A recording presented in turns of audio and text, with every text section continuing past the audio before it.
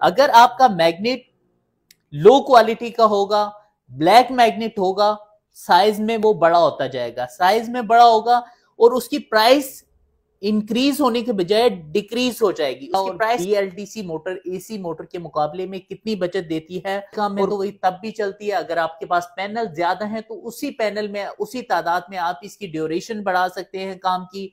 यानी ना उसके वेट को देखना है, ना उसकी शाइनिंग को देखना है, सिर्फ और सिर्फ आपने देखना है कि मैग्नेट की क्वालिटी कितनी बेहतरीन है।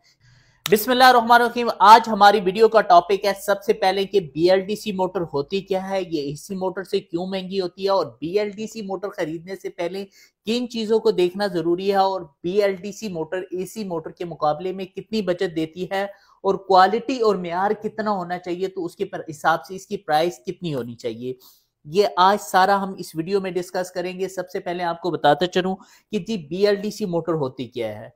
कुछ लोग कहते हैं ये बीएलडीसी मोटर कामयाब है, कुछ लोग कहते हैं कि ये कामयाब नहीं है। असल में जो लोग कहते हैं कि ये मोटर कामयाब नहीं है, उनका अभी तक बीएलडीसी मोटर से दूर दूर तक वास्ता नहीं पड़ा होता, क्योंकि बीएलडीसी मोटर लेटेस्ट टेक्नोलॉजी है, ये हर बंदे की पहुंच में नहीं है, अभी तक लोगों ने इस्तेमाल इसको इस तरह नहीं किया, इसलिए लोग कहते हैं कि इसकी कोई बचत नहीं है। क्योंकि वो देखते हैं कि बीएलडीसी का साइज जो है वो एसी मोटर के मुकाबले में छोटा होता है, तो शायद इसका काम भी उसी तरह ही कम करती हो, मगर ऐसा नहीं है। जो वो 150 केजी वाली मोटर वो काम कर रही होती है, वो यहाँ पे 50 केजी वाली भी मोटर उससे बेहतर काम कर रही होती है। उसकी वजह यह है कि BLDC motor brushless direct current motor है, इसके अंदर किसी किस्म के कार्बन वगैरह नहीं होते। दूसरी बात ये होती है, ये हर तरह की रिपेयरिंग, जो कहते हैं कि जी रिपेयर हो जाएगी, ये बिल्कुल रिपेयर हो जाती है। और सेकंड ये बात अपने ज़हन नशीन कर लें कि ये मोटरें एसी मोटर की तरह जलती नहीं है। आपकी एसी वाली मोटर के मुकाबले में ये महंगी क्यों होती है? एसी वाली मोटर के मुकाबले में महंगी इसलिए होती है, लोग कहते हैं कि महंगी है, मगर अगर देखा जाए तो ये मोटर सस्ती पड़ती है।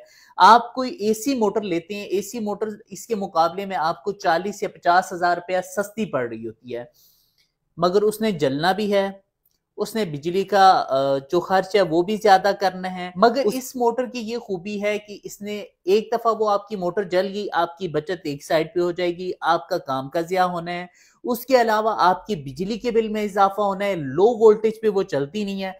इस मोटर की ये खूबी होती है कि ये कम से कम वोल्टेज पे चली जाती है।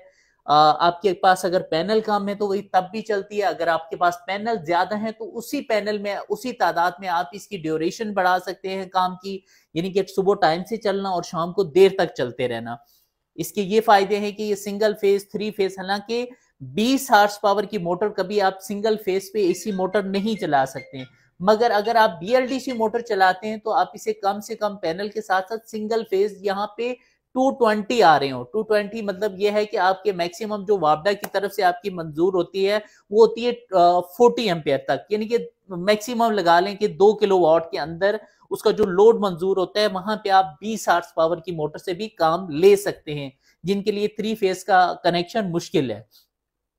उसके बाद आपने बीएलडीसी जब मोटर खरीदने जाते हैं तो आपको किन चीजों का ध्यान रखना है? सबसे पहले आपने ना उसके वेट को देखना है, ना उसकी शाइनिंग को देखना है, सिर्फ और सिर्फ आपने देखना है कि मैग्नेट की क्वालिटी कितनी बेहतरीन है। यानी कि आप जब गाड़ी खरीदते हैं तो आप ये नहीं देखते हैं कि गाड़ी का कलर किस तरह का है, अच्छा गाड़ी का साइज कितना है, ये चीजें मैटर नहीं करती। सबसे पहले हम उसका देखते हैं कि इंजन कैसा है। तो इसमें भी जब भी आप मोटर खरीदें तो सबसे पहले आपने देखना है कि इसके मैग्नेट की क्वालिटी क्या है।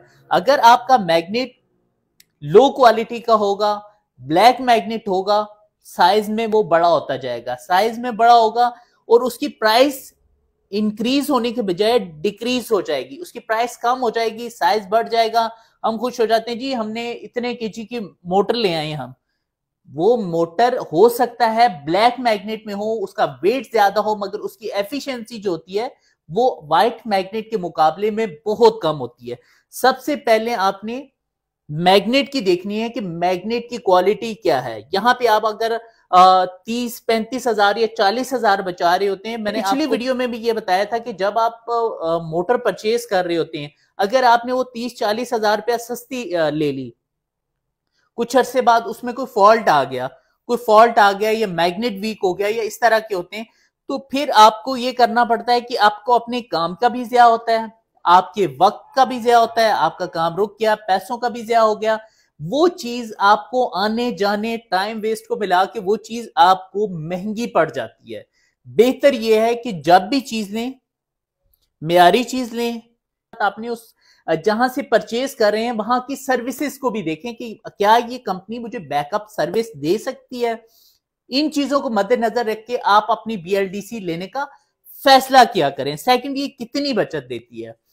कुछ लोग कहते हैं जी ये 60% देती है, 50% देती है। ऐसा नहीं है। हम इसके साथ यूज कर रहे होते हैं VFD इस्तेमाल कर रहे होते हैं, वेरिएबल फ्रीक्वेंसी डिवाइस यूज कर रहे होते हैं, जो आम मार्केट में मिल जाती है, रिपेयरेबल होती है, लोगों के पास ऑलरेडी मौजूद होती है, हर जगह से मिलती है। हम VFD यूज कर रहे होते हैं। VFD पे इसकी सेविंग जो होती है वो 20 से लेकर 25 के दरमियान में होती है। जो सेविंग की बात कर रही होती है वो इतनी होती है। बाकी लो वोल्टेज पे चलना, सिंगल फेस पे चलना वो और चीज है, मगर जो सेविंग की होती है वो आपकी होती है 25% तक। इससे ऊपर आपकी सेविंग जो होती है वो VFD के थ्रू नहीं होती। सेकंड, क्वालिटी अगर अच्छी रखेंगे, मयार अच्छा रखेंगे तो उसकी कीमत भी ज्यादा होगी। अगर आप क्वालिटी को डिक्रीज कर देंगे तो फिर आप अपनी प्राइस को भी कम कर लेते हैं। तो लिहाजा क्वालिटी पे सबसे पहले आप जब भी मोटर खरीदें, आप कभी भी क्वालिटी पे कंप्रोमाइज ना करें। क्वालिटी पे कंप्रोमाइज करेंगे वो चीज आपको सस्ती के बजाय आपको महंगी पड़ती जाएगी। तो लिहाजा आप कहीं भी मोटर खरीदना चाहते हैं, चाहे इंडस्ट्री में हो, चाहे किसी आटा चक्की पे हो, ट्यूबवेल पे हो, लूमा फैक्ट्री पे हो, थ्रेशर पे हो, कहीं पे भी हो, आपने सबसे पहले उसके मयार को देखना है। के लिए अब मेरे पास 2 आटा चक्की रखी हुई है, प्रोफेशनल तरीके से एक दफा फैक्ट्री से चेक होके आती है, चेकआउट होती है, उसके बाद एक दफा अपनी तसल्ली के लिए यहां पे वो चेकआउट होती है। यहां पे उस पे बकायदा लोड डाल के फिर उसको पास करके कस्टमर को दिया जाता है, ताकि कस्टमर के पास जो है जो उसकी प्रॉब्लम की रेशियो है वो कम से कम की जाए। और अल्हम्दुलिल्लाह यही वजह है कि हमारी जो कस्टमर के पास जाती हैं तो उनको किसी किस्म की परेशानी का सामना नहीं करना पड़ता। इसका टार्क लोड जो होता है वो 0 से शुरू होता है, यानी कि इसका मीटर पे लोड नहीं जाता, इसका टार्क लोड 0 होता है।